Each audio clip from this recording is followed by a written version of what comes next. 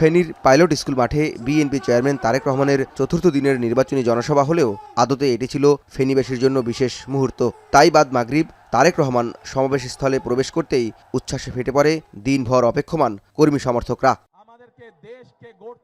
ফেনীর সাথে যেহেতু মরহুম বেগম খালেদা জিয়ার নারীর সম্পর্ক, তাই তারেক রহমানের এখানে আগমনকে নেতাকর্মীরা বিবেচনা করছিল নানাবাড়িতে ভাগ্নের আগমন হিসেবে, এবং তারেক রহমানের বক্তব্যেও ঘুরে ফিরে আসে বেগম জিয়া ও নানাবাড়ি প্রসঙ্গ। মায়ের স্মৃতিচারণ করে নানাবাড়ির মাটিতে দাঁড়িয়ে প্রতিশ্রুতি দিলেন এখানের মানুষের ভাগ্য বদলের।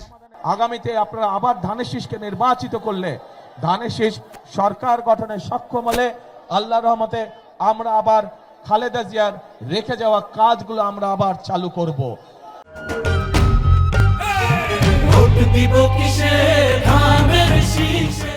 শহীদ জিয়ার রেখে যাওয়া কর্মসূচিগুলো আমরা আবার চালু করব, যাতে করে দেশের মানুষের ভাগ্যের পরিবর্তন হয়। এরপরেই বিএনপি চেয়ারম্যান যাত্রা করেন কুমিল্লার 14 গ্রামে। রাত 8:45টায় 14 গ্রাম পাইলট স্কুল মাঠের জনসভায় যোগ দেন তারেক রহমান।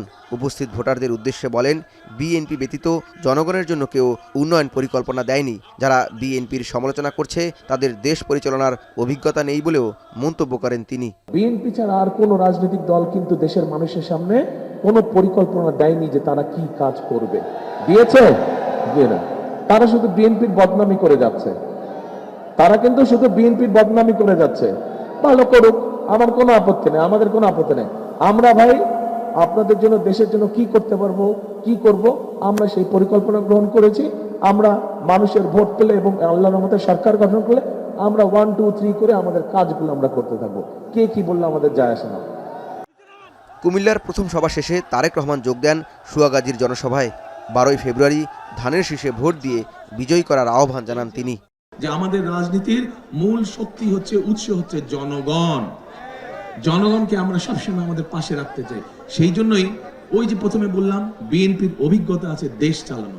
আমাদের এই ফ্যামিলি কার্ড নিয়ে, আমাদের এই কৃষক কার্ড নিয়ে অন্যান্য দল অনেক সমালোচনা করছে, শুনেছি আমি, আপনারাও দেখেছেন, পত্রপত্রিকা দেখেছেন না?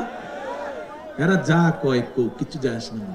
আপনারা ইনশাল্লাহ ধানের শীষকে জয়যুক্ত করে সরকার গঠন করলে আমরা চোখ বন্ধ করে আমাদের কাজ করতে থাকবো।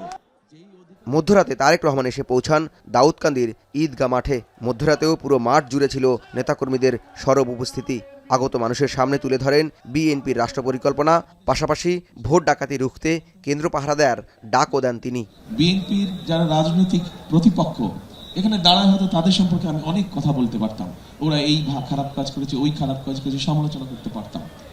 তাতে আপনাদের কি লাভ হতো? কোনো লাভ হতো? কোনো লাভ হতো না।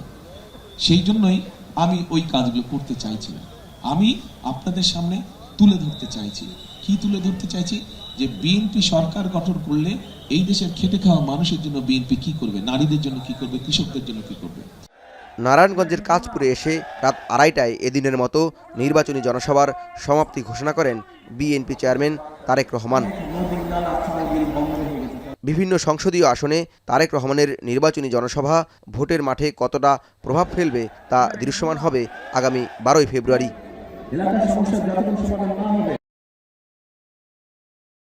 জওয়াদ মাহমুদ, এখন, নারায়ণগঞ্জ।